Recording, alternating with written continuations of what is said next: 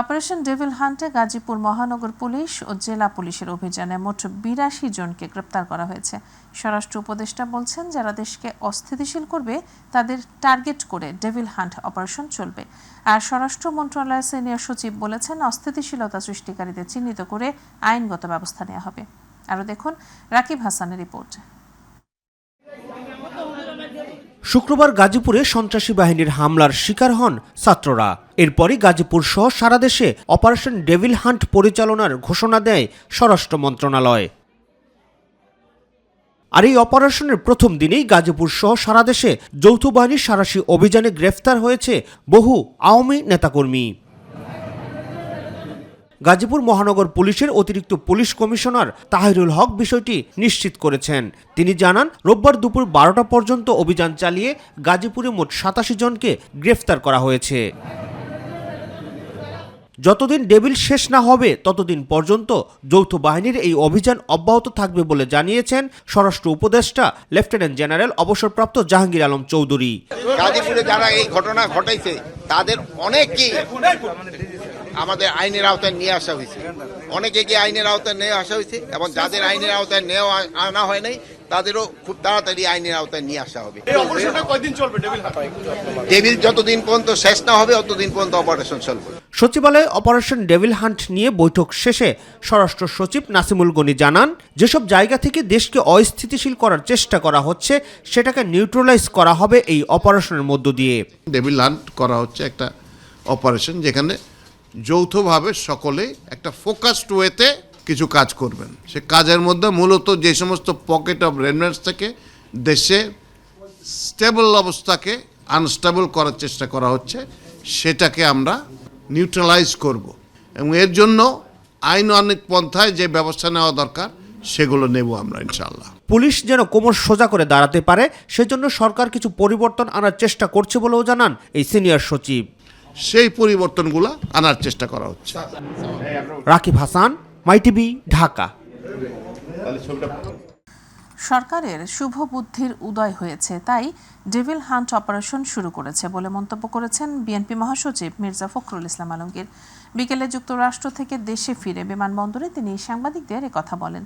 কারো ফাঁদে পা না দিতে সকলের প্রতি আহ্বান জানিয়ে মহাসচিব বলেন, দেশের শান্তি শৃঙ্খলা বিনষ্ট হচ্ছে, অন্ধকার দূর করতে আলোকবর্তিকা জ্বালিয়ে রাখতে হবে।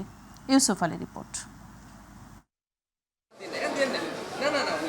মার্কিন যুক্তরাষ্ট্রে অনুষ্ঠিত ন্যাশনাল প্রেয়ার ব্রেকফাস্ট শেষে রোববার বিকেলে হযরত শাহজালাল আন্তর্জাতিক বিমানবন্দরে একটি বিমানে করে অবতরণ করেন বিএনপির মহাসচিব মির্জা ফখরুল ইসলাম আলমগীর ও স্থায়ী কমিটির সদস্য আমির খসরু মাহমুদ চৌধুরী। সাংবাদিকদের প্রশ্নের জবাবে মির্জা ফখরুল বলেন, দেশে শান্তি শৃঙ্খলা বিনষ্ট করতে পরিকল্পিতভাবে ষড়যন্ত্র চলছে। আজকে দেশে এই স্থিতিশীলতা বিনষ্ট হচ্ছে, অস্থিরতা সৃষ্টি হচ্ছে। এর জন্যে সম্পূর্ণভাবে হাসিনার যে ফ্যাসিস্ট রেজিম ছিল সেই রেজিমই তার জন্য দায়ী। আজকে আমাদেরকে অত্যন্ত সাবধানতার সঙ্গে পা ফেলতে হবে। এই যে সফলতাকে আমাদেরকে সফল করতে হলে আমাদেরকে অত্যন্ত ধীরে ধীরে এগোতে হবে। একটা অন্ধকারকে দূর করতে আর একটা অন্ধকারকে দূর করা যায় না, তাকে আলো দিয়ে দূর করতে হয়। সেই আলো বর্তিকা জ্বালিয়ে আমাদেরকে সামনের দিকে যেতে হবে। আমরা সংশ্লিষ্ট সকলের কাছে আহ্বান জানাতে চাই যে সবাই একযোগে ঐক্যবদ্ধ হয়ে এই দেশের স্বাধীনতা সার্বভৌমত্ব রক্ষা করার জন্য, স্থিরতা রক্ষার জন্য, ফ্যাসিস্টদের বিরুদ্ধে গণতন্ত্রকে প্রতিষ্ঠা করবার জন্য তাদের কাজ অব্যাহত রাখবে। তিনি বলেন, ফেসিবাদ ও তার দোসরদের গ্রেফতারে আরও আগেই অভিযান চালানো উচিত ছিল।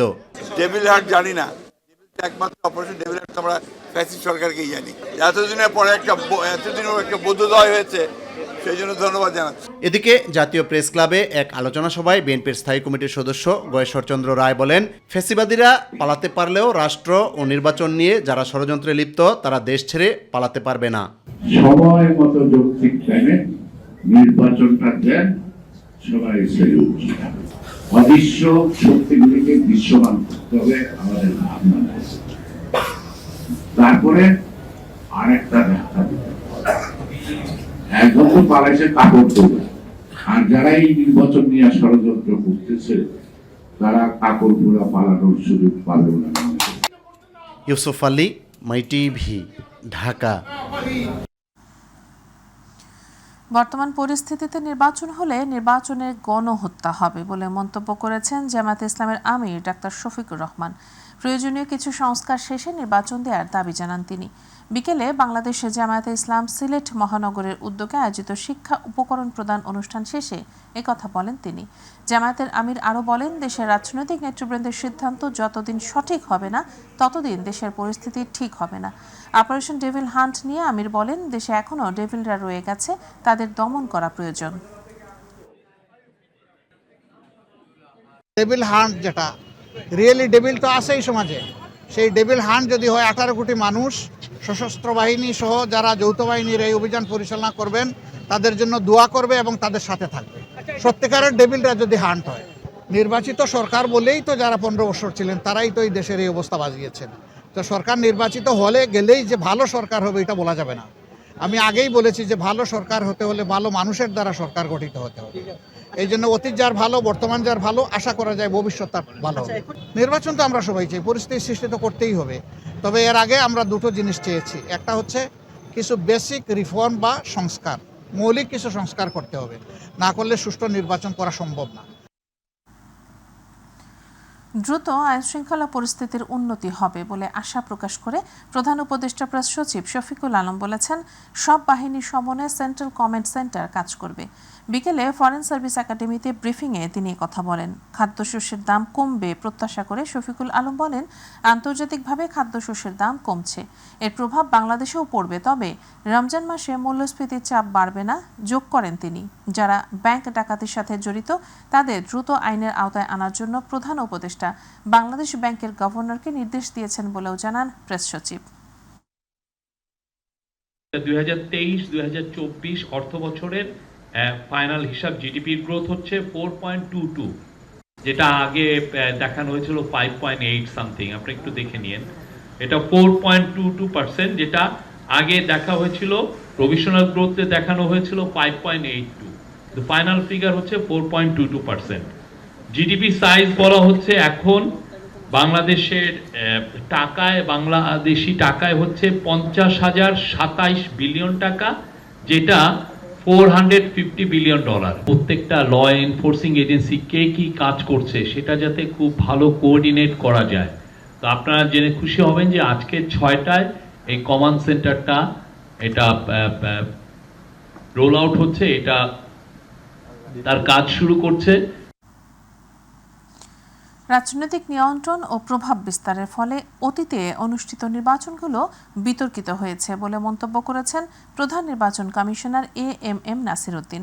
তিনি বলেন, নির্বাচন কমিশন কোনো রাজনৈতিক দলের পক্ষে বা বিপক্ষে নয়, নিরপেক্ষ থাকতে চায়। এদিকে নির্বাচন কমিশনের সঙ্গে বৈঠকের পর বিএনপি স্থায়ী কমিটির সদস্য নজরুল ইসলাম খান জানান, নির্বাচন সংস্কার কমিশনের কোনো প্রস্তাব সুষ্ঠু নির্বাচনের অন্তরায় হলে বিএনপি বাধা দেবে। সাইদুর রহমান আবিরের রিপোর্ট। নির্বাচন কমিশন ভবনে সাংবাদিক Hossain Zakir best reporting award 2025 অনুষ্ঠানে যোগ দেন প্রধান নির্বাচন কমিশনার। ইসিবিটার সাংবাদিকদের সংগঠন RFED অনুষ্ঠানটি আয়োজন করে। অনুষ্ঠানে সিইসি AMM নাসির উদ্দিন বলেন, অতীতে নির্বাচন কমিশনগুলো নানা বিতর্কে অভিযুক্ত হয়েছে। এর প্রধান কারণ রাজনৈতিক প্রভাব ও নিয়ন্ত্রণ। ইলেকশন কমিশনের এত বদনাম, এত কিছু কেন হলো?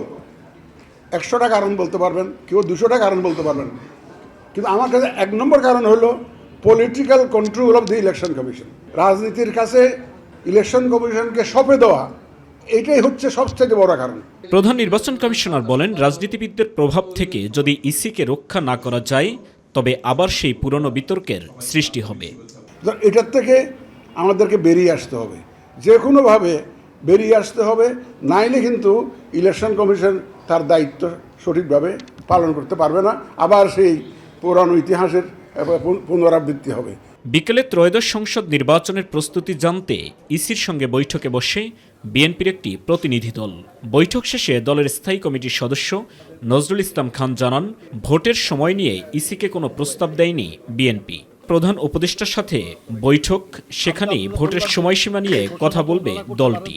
যেহেতু এই নির্বাচন ঘোষণার দায়িত্ব এখন সরকারের, তারিখ ঘোষণার বা করার, মানে কখন হবে এটা বলা, তারপরে শিডিউল ঘোষণা তো তারাই করবে, নির্বাচন কমিশন করবে। আগামীকাল আপনারা জানেন যে প্রধান উপদেষ্টার সঙ্গে আমাদের একটা আলোচনা আছে, আমরা সেখানে প্রসঙ্গ নিয়ে আলোচনা করব। সংস্কার কমিশনের কোনো প্রস্তাব সুষ্ঠু নির্বাচনের অন্তরায় হলে বিএনপি বাধা দেবে বলেও জানান নজরুল ইসলাম খান। আমরাও যদি মনে করি যে কোনো সংস্কার কমিশনের কোনো প্রস্তাব সুষ্ঠু নির্বাচনের পথে অন্তরায়, ওটা তো নির্বাচন কমিশন কেন, আমরাও বাধা দেব। কিন্তু এই বিষয়টা তাদের সঙ্গে আলাপের কিছু নয়, এটা তো কোনো কোলাবোরেশনের ব্যাপার না। এটা তাদের মতামত তারা বলবে, আমাদের মতামত আমরা বলবো। সাইদুর রহমান আবির, মাই টিভি, ঢাকা। 4 দফা দাবি আদায়ে রাজধানী শাহবাগ থেকে পুলিশের ব্যারিকেড ভেঙে সচিবালয় অভিমুখে যাত্রা শুরু করেন ম্যাথস শিক্ষার্থীরা। বিকেলে ব্যারিকেড ভেঙে সচিবালয় অভিমুখে যেতে চাইলে হাইকোর্ট এলাকার সামনে তাদের ধাওয়া দেয় পুলিশ। এতে অন্তত 11 জন আহত হন। এর আগে 4 দফা দাবিতে বেলা 11টার দিকে শাহবাগ মোড় অবরোধ করেন ম্যাথস শিক্ষার্থীরা। দুপুর 2টায় স্বাস্থ্য মন্ত্রণালয়ের পক্ষ থেকে প্রতিনিধি পাঠানোর প্রস্তাব নিয়ে শাহবাগে আসেন স্বাস্থ্য উপদেষ্টার ব্যক্তিগত সহকারী। এক পর্যায়ে দাবি আদায় বিকেলে শিক্ষার্থীদের পক্ষ থেকে 5 সদস্যের একটি প্রতিনিধি দল স্বাস্থ্য উপদেষ্টার সঙ্গে আলোচনা করতে স্বাস্থ্য মন্ত্রণালয়ে যায়। এর মধ্যেই পুলিশের ব্যারিকেড ভেঙে সচিবালয়ের দিকে যাওয়ার চেষ্টা করেন শাহবাগে অবস্থানরত শিক্ষার্থীরা। একটা মিটিং করে, যে মিটিংয়ে সিদ্ধান্ত হয় যে 7 দিনের মধ্যে আমাদের যে দাবিগুলো আছে এই দাবিগুলো তারা পূরণ করবে। অথচ দেখা যায় যে আজকে 7 দিন পের হয়ে আজকে 9 তারিখ হয়ে গেছে, 22 তারিখের পর আজকে 9 তারিখ, অথচ তারা আমাদের একটি দাবিও এখন পর্যন্ত পূরণ করে নাই। সরকার যদি এটা কোনো আমলে না নেয় সেই ক্ষেত্রে আমরা রাজপথেই অবস্থান করব, সেই ক্ষেত্রে আমাদের যতদিন সময় লাগে। রাজধানী সায়েন্স ল্যাবরেটরি মোড়ে ঢাকা সিটি কলেজ ও আইডিয়াল কলেজের শিক্ষার্থীদের মধ্যে দফায় দফায় পাল্টাপাল্টি ধাওয়া ও সংঘর্ষের ঘটনা ঘটেছে। প্রত্যক্ষদর্শীরা জানায় সকাল থেকে দুই পক্ষের মধ্যে ইটপাটকেল নিক্ষেপ ও পাল্টাপাল্টি ধাওয়া পাল্টা ধাওয়ার ঘটনা ঘটে। পরে বিকেল 4টার পর এটি সংঘর্ষের রূপ নেয়। সিটি কলেজের মূল ফটক ভাঙার চেষ্টা করেন কেউ কেউ। হঠাৎ আইডিয়াল কলেজের শিক্ষার্থীরা সিটি কলেজের শিক্ষার্থীদের ধাওয়া দিলে কলেজের ভেতরে ঢুকে মূল ফটক বন্ধ করে দেন তারা। দুই কলেজের শিক্ষার্থীদের মধ্যে সংঘর্ষের ঘটনায় বিকেল থেকে মিরপুর সড়কে যান চলাচল বন্ধ থাকে। পরে পুলিশ গিয়ে পরিস্থিতি নিয়ন্ত্রণে আনে।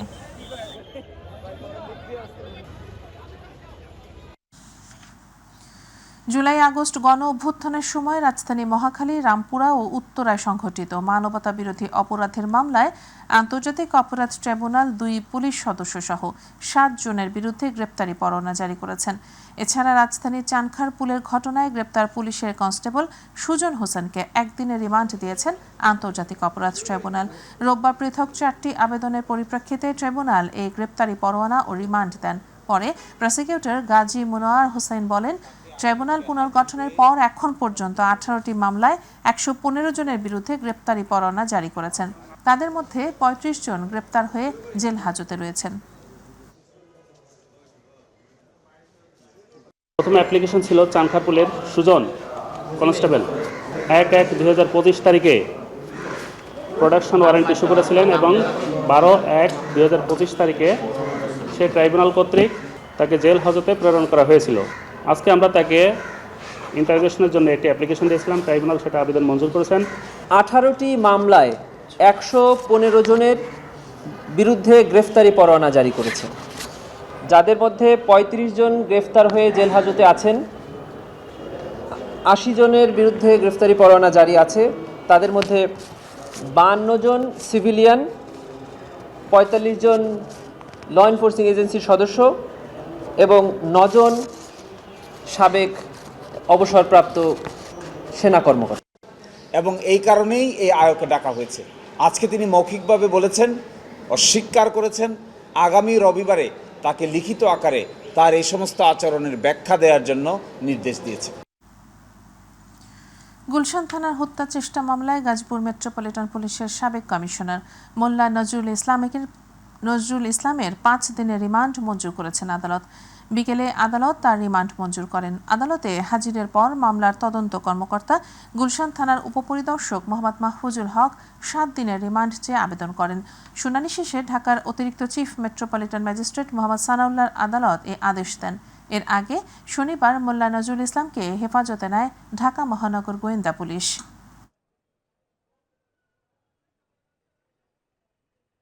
সরকারি কর্মকর্তা কর্মচারীদের মহার্ঘ ভাতার বিষয়ে এখনও সিদ্ধান্ত নেওয়া হয়নি বলে জানিয়েছেন অর্থ উপদেষ্টা ডক্টর সালেউদ্দিন আহমেদ।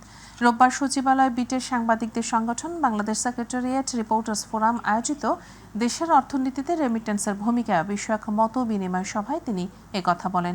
উপদেষ্টা বলেন, আন্তর্জাতিক মুদ্রা তহবিলের সব শর্ত মানা হয় না। এজন্যই অনেক সময় বলা হয় আইএমএফের শর্ত ফেল করেছে বাংলাদেশ। সরকারের আয় ব্যয় ব্যালেন্স করতে হয় বলেও জানান অর্থ উপদেষ্টা। ভেবে চিন্তা করছি কিছু সরকারি কর্মচারী, তারপর এখন আবার মহার্ঘ ভাতার ব্যাপার আছে, সেটা এখন আমরা হিসেব করি নাই। এইটা হলো এক দিক। হ্যাঁ, এটাতে রাজস্ব হিসাবে এটা তো আমাদের একটা ইচ্ছা আছে যে কীভাবে আমরা রাজস্ব ব্যয়টা কমাবো, কারণ এই ব্যয়টা কমালে কিন্তু আমি positive social sector, education, agriculture plus যে প্রবাসীর জন্য আরও অনেক কল্যাণকর হিসেবে করতে পারতাম ওদের জন্য, যেটা বলুন। স্থানীয় সরকার, পল্লী উন্নয়ন ও সমবায় এবং যুব ও ক্রীড়া উপদেষ্টা আসিফ মাহমুদ সজীব ভূঁইয়া বলেছেন, অন্তর্বর্তীকালীন সরকার পররাষ্ট্র নীতির ক্ষেত্রে শিরদাঁড়া উঁচু করে দাঁড়িয়েছে। বিকেলে রংপুরের কাউনিয়ায় তিস্তা রেল সেতু এলাকায় তিস্তা নদী নিয়ে করণীয় শীর্ষক গণশুনানিতে কথা বলেন তিনি। এ সময় পরিবেশ, বন ও জলবায়ু পরিবর্তন এবং পানি সম্পদ মন্ত্রণালয়ের উপদেষ্টা সৈয়দা রিজওয়ানা হাসান বলেন, তিস্তা কোনো দেশের একক নদী নয়। প্রতিনিধি মাহমুদুল হাসানের তথ্যচিত্রে আতিকুর রহমান তিতাসের রিপোর্ট। তিস্তা নদী নিয়ে করণীয় শীর্ষক গণশুনানিতে অংশ নিতে রংপুরের কাউনিয়ার তিস্তা রেল ব্রিজ এলাকায় আসেন অন্তর্বর্তী সরকারের দুই উপদেষ্টা সৈয়দা রিজওয়ানা হাসান এবং আসিফ মাহমুদ সজীব ভূঁইয়া। এ সময় উপদেষ্টা আসিফ মাহমুদ সজীব ভূঁইয়া বলেন, ফ্যাসিস্ট সরকার শুধু ভারতকে দিয়ে গেছে, বিনিময়ে কিছু আনতে পারেনি। বিগত সময়ে উত্তরাঞ্চলের মানুষ অবকাঠামোগত দিক থেকে পিছিয়ে ছিল, তাই এবার নতুন করে বরাদ্দ হবে। বিগত সময়ে উত্তরবঙ্গের মানুষ অবকাঠামোগত উন্নয়নের দিক থেকে বঞ্চিত ছিল। আমরা স্থানীয় সরকার, পল্লী উন্নয়ন ও সমবায় মন্ত্রণালয় থেকে অঞ্চল ভিত্তিক বৈষম্যের শিকার হয়েছে সেই অঞ্চলগুলোকে বিশেষভাবে নজরে রেখে প্রকল্পগুলো বাস্তবায়ন করব। তাদের নতজানু পররাষ্ট্রনীতির কারণে তারা শুধু ভারতে গিয়ে ভারতের প্রধানমন্ত্রীর সাথে ছবি তুলেছে, তিস্তার কথা বলার সাহসটা পর্যন্ত করতে পারেনি। এদিকে উপদেষ্টা সৈয়দা রিজওয়ানা হাসান বলেন, তিস্তার পানির সমস্যার দীর্ঘমেয়াদী সমাধান কিভাবে হতে পারে তার জন্য চীনের সঙ্গে আলোচনা চলছে। আপনাদের মতামত ছাড়া কোনো মহাপরিকল্পনা চূড়ান্ত হবে না। পানি উন্নয়ন বোর্ড আয়োজন করবে, পাওয়ার চায়নার সাথে থাকবে, এই শর্তে তারা রাজি হয়েছে। তিস্তা কোনো দেশের একক নদী নয় উল্লেখ করে উপদেষ্টা জানান, আগামী মার্চের মধ্যে টেন্ডার আহ্বান করে নদী ভাঙন রোধে কাজ শুরু করার জন্য নির্দেশ দেওয়া হয়েছে। তিস্তা একটা আন্তর্জাতিক নদী হলেও মনে রাখতে হবে এটা কোনো দেশের একক নদী না। আতিকুর রহমান তিতাস, মাই টিভি। সাবেক গভর্নর আব্দুর রউফ তালুকদার সহ 25 কর্মকর্তার নামে সেফ ডিপোজিট লকার খুঁজে পায়নি দুদক। অভিযান শেষে তথ্য জানিয়েছেন দুদকের পরিচালক কাজী সায়েমুজ্জামান। তিনি জানান যে 25 জনের বিরুদ্ধে অভিযোগের ভিত্তিতে বাংলাদেশ ব্যাংকে অভিযান চালানো হয়, তাদের নামে কোনো লকার নেই। আরও অনেকের বিরুদ্ধে অভিযোগ রয়েছে। আদালতের অনুমোদনের ভিত্তিতে পরবর্তী অভিযান চালাবে দুদক। এর আগে দুপুর 12:30টায় দুদকের পরিচালক কাজী সায়েমুজ্জামানের নেতৃত্বে 8 সদস্যের একটি দল বাংলাদেশ ব্যাংকের লকারে তল্লাশি চালাতে আসে। আদালতের অনুমতির সাপেক্ষে অনুসন্ধান চালানো হয়। 25 জন কর্মকর্তার একটা তালিকা নিয়ে এসেছিলাম। যেই নামগুলো আমরা নিয়ে এসেছিলাম এখানে, আমরা নিজেরা এসেছি যাতে নিজেরা করে রেজিস্টার পরীক্ষা করে দেখতে পারি এবং আমরা যাতে নিজেরা সন্তুষ্ট হই। এই কারণে কিন্তু আমরা ভল্ট খুলে তারপরে এই রেজিস্টার বের করে নামগুলো আমরা দেখেছি, ওই নামে কোনো লকার বা সেফ ডিপোজিট আমরা পাইনি। কমিশন যদি মনে করেন যে অন্যান্য ভল্ট দেখতে হবে, সেটা দেখা হবে।